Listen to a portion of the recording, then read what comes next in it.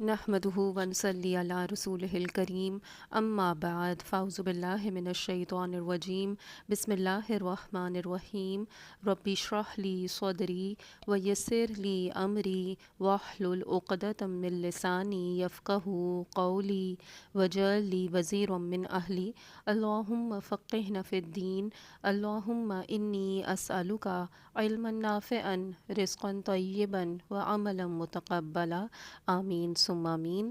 السلام علیکم ورحمۃ اللہ وبرکاتہ۔ ترجمہ اور تفسیر سورۃ الانفال۔ انشاءاللہ تعالی آج ہم آیت نمبر 36 سے آغاز کریں گے۔ آیت نمبر 36 میں فرمایا گیا ان الذین کفروا، بے شک وہ لوگ جنہوں نے کفر کیا، ینفقون، وہ خرچ کرتے ہیں، اموالہم، اپنے مال، لیصدوا عن سبیل اللہ، تاکہ وہ لوگوں کو اللہ کے راستے سے روکیں۔ اللہ کا راستہ کون سا ہے؟ یعنی اللہ کا دین۔ تو اہل مکہ کیا کر رہے تھے؟ لوگوں کو اللہ کے دین سے روکنے کے لیے اپنے مال خرچ کر رہے تھے۔ فَسَيُنْفِقُونَهَا، پس ان قریب وہ خرچ کریں گے اس کو، یعنی ابھی وہ کر رہے ہیں اور آگے اور بھی کریں گے۔ ثُمَّ تَكُونُ، پھر ہو جائے گا کیا؟ انجام کار، علیہم، انہی کے خلاف، حسرتاً، حسرت کا سبب، یعنی پھر ایک وقت آئے گا کہ جب وہ اپنے اس عمل پر پچھتائیں گے۔ ثم یغلبون، پھر وہ مغلوب کیے جائیں گے۔ کہاں؟ دنیا میں، جیسے جنگ بدر میں ہوئے۔ والذین کفروا، اور وہ لوگ جنہوں نے کفر کیا، الی جہنم یحشرون، جہنم کی طرف اکٹھے کیے جائیں گے، لے جائے جائیں گے۔ آپ کو معلوم ہے کہ غزوہ بدر کے دوران جو سارا لشکر تھا اس پر کتنا مال خرچ ہوا۔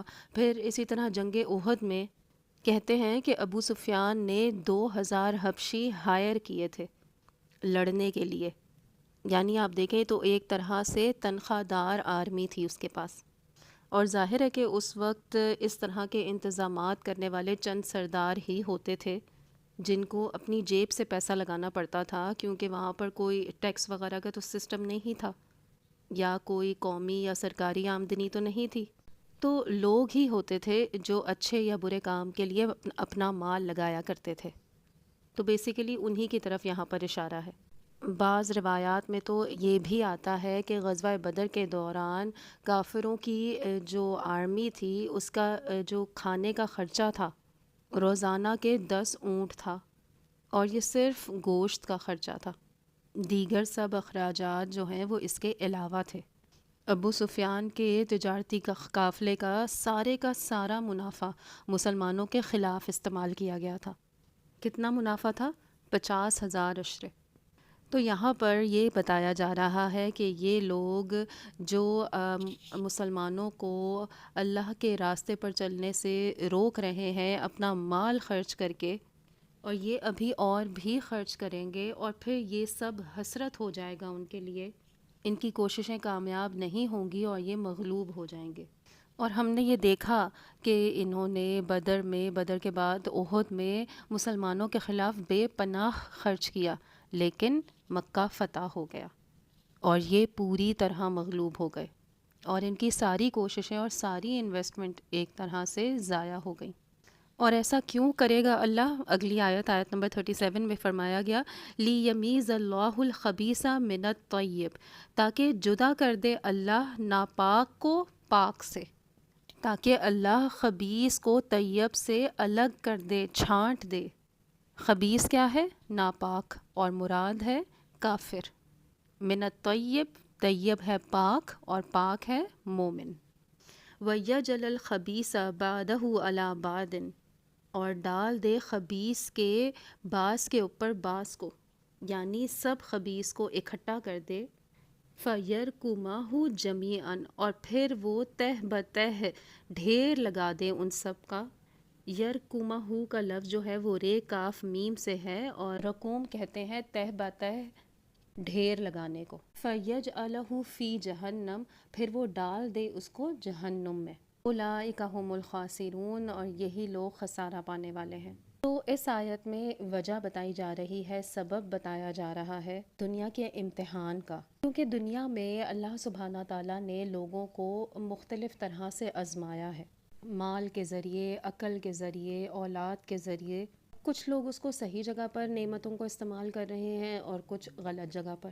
اب جو لوگ غلط جگہ پر استعمال کر رہے ہیں اور چونکہ ان کی ساری دوڑ غلط راستے کی طرف ہو رہی ہے، اس لیے جو کچھ بھی وہ اس راستے میں خرچ کرتے ہیں وہ سب سارا کا سارا ان کے خلاف جاتا ہے، ان کو اس کا کوئی فائدہ نہیں ہوتا۔ عموماً آپ دیکھیں کہ انسان دنیا میں مال کس لیے خرچ کرتا ہے؟ کچھ حاصل کرنے کے لیے، کوئی فائدہ لینے کے لیے۔ اور یہ لوگ مکہ میں اپنا مال کیوں خرچ کر رہے تھے؟ تاکہ مسلمانوں کو مغلوب کر سکیں، لیکن اس کا نتیجہ کیا نکلا؟ فائدہ کچھ بھی نہیں ہوا، بلکہ اس کے برعکس وہ ان کے خلاف حجت بن گئی چیز۔ قیامت کے دن اسی بنا پر وہ پکڑے جائیں گے، اور اس طرح خبیث اور پاک الگ الگ ہو جائیں گے، اور خبیث سارے ایک جگہ اکٹھے کر دیے جائیں گے جہنم میں۔ بتایا گیا کہ ان کو جہنم میں تہہ بتہ ڈال دیا جائے گا۔ اصل میں رقم کہتے ہیں جمے ہوئے بادل کو، رقام کہتے ہیں ریت کے ڈھیر کو، اور بہت سی چیزوں کا اوپر نیچے اکٹھے بس ڈال دینا۔ جیسے جب آگ جلانی ہو تو کیا کرتے ہیں، بہت سی لکڑیوں کو بس اوپر نیچے ڈھیر لگا دیتے ہیں۔ بالکل اسی طرح ان لکڑیوں کی طرح یہ سب جو آپ صلی اللہ علیہ وسلم کے مخالف تھے، دین اسلام کے مخالف تھے، ان کا انجام بتایا جا رہا ہے کہ ان کو وہاں اکٹھا کیا جائے گا اور وہاں وہ سخت نقصان اٹھائیں گے۔ آیت نمبر 38، کل الذین کفروا، کہہ دیجئے ان لوگوں سے جنہوں نے کفر کیا، کیا کہہ دیجئے، ان ینتہوا، کہ اگر وہ رک جائیں، یغفر لہم، تو ان کو بخش دیا جائے گا۔ کس بات سے رک جائیں؟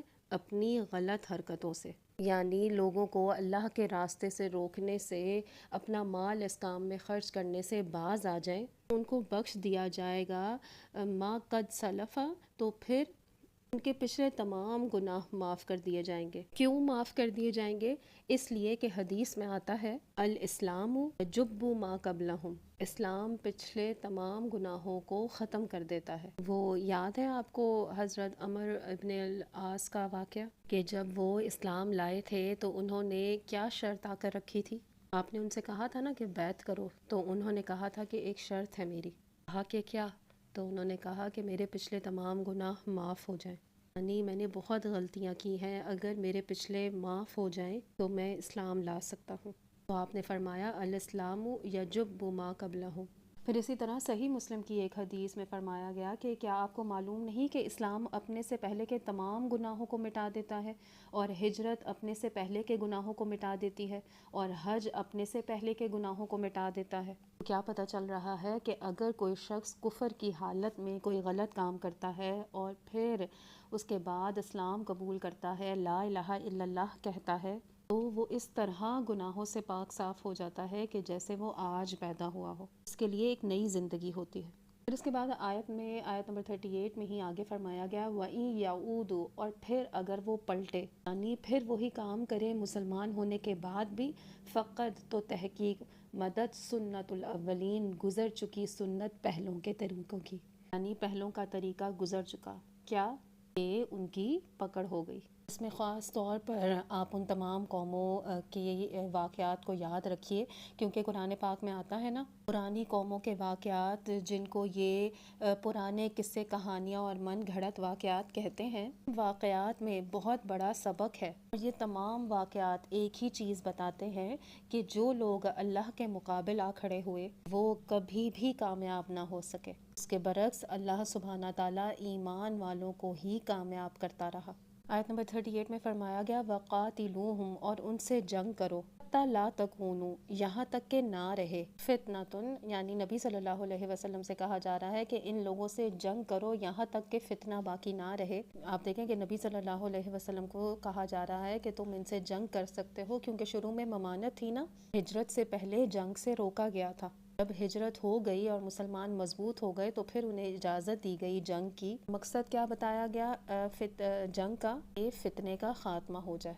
اور فتنے سے مراد کیا ہے؟ بعض نے اسے شرک کہا ہے، بعض نے لوگوں کو اسلام کی راہ سے روکنا کہا ہے، کیونکہ شرک کے جتنے بھی آئمہ تھے وہ لوگوں کے اسلام کے راستے میں رکاوٹ تھے۔ کیوں؟ کیونکہ عوام اپنے سرداروں کے پیچھے تھی۔ آیت نمبر 39 میں کیا فرمایا گیا؟ وَقَاتِلُوهُمْ حَتَّى لَا تَكُونُ فِتْنَةٌ، کہ ان سے جنگ کرو کہ یہاں تک فتنہ باقی نہ رہے، یکون الدین کلہ للہ، اور ہو جائے دین سارے کا سارا اللہ کا، یعنی دین سارے کا سارا اللہ کے لیے ہو جائے، خالص ہو جائے۔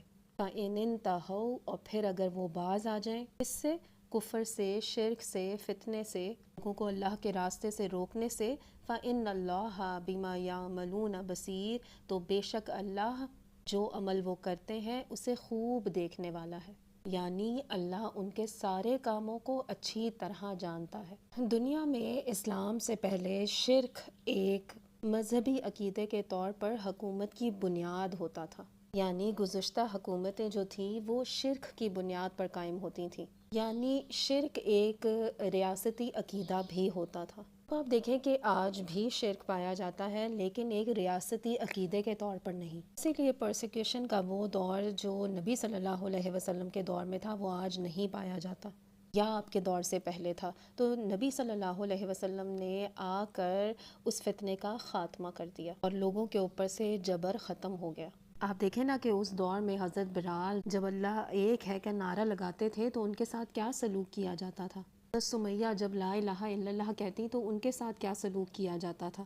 تو اس وقت شرک کیا تھا؟ شرک اس وقت صرف ایک مذہبی عقیدہ نہیں تھا، کیا تھا؟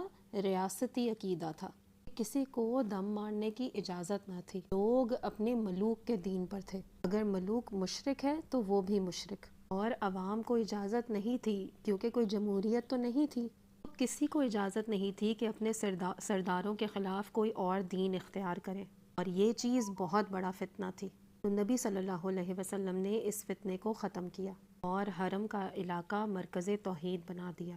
اور پھر حضرت ابوبکر اور حضرت عمر رضی اللہ تعالیٰ عنہ کے دور میں جب وہ لوگ باہر نکلے تو روم اور ایران، وہاں سے شرک کا خاتمہ کیا گیا۔ تو اسی کی طرف یہاں پر اشارہ ہے وَقَاتِلُوهُمْ حَتَّى لَا تَكُونُ فِتْنَةٌ وَيَكُونَ الدِّينُ كُلُّهُ لِلَّهِ، اور ہو جائے دین اللہ کے لیے سارے کا سارا۔ فَإِنِ انْتَهُوا فَإِنَّ اللَّهَ بِمَا يَعْمَلُونَ بَصِيرٌ، اور پھر اگر وہ باز آ جائیں اس فتنے سے تو اللہ سبحانہ تعالیٰ ان کے ہر عمل کو خوب دیکھ رہا ہے۔ آیت نمبر 40 میں فرمایا گیا وَإِن تَوَلَّوْا، اور اگر وہ منہ موڑ جائیں، فَاعْلَمُوا، تو جان لو، کون لوگ منہ موڑ جائیں؟ مشرک۔ فَاعْلَمُوا، تو جان لو، أَنَّ اللَّهَ مَوْلَكُمْ، بے شک اللہ مولا ہے تمہارا، نعم المولا و نعم النصیر، کتنا اچھا ہے مولا اور کتنا اچھا ہے مددگار۔ اللہ سبحانہ تعالی ہم سب کا مددگار ہو اور ہمیں ان واقعات سے سیکھنے کی اور سبق حاصل کرنے کی توفیق عطا فرمائے، آمین ثم آمین۔ ربنا لا تزغ قلوبنا بعد اذ هديتنا وهب لنا من لدنك رحمة انك انت الوهاب، سبحانك اللهم وبحمدك نشهد ان لا اله الا انت نستغفرك ونتوب اليك، سبحان ربك رب العزة عما يصفون وسلام على المرسلين والحمد لله رب العالمين، آمین ثم آمین۔ السلام علیکم ورحمۃ اللہ وبرکاتہ۔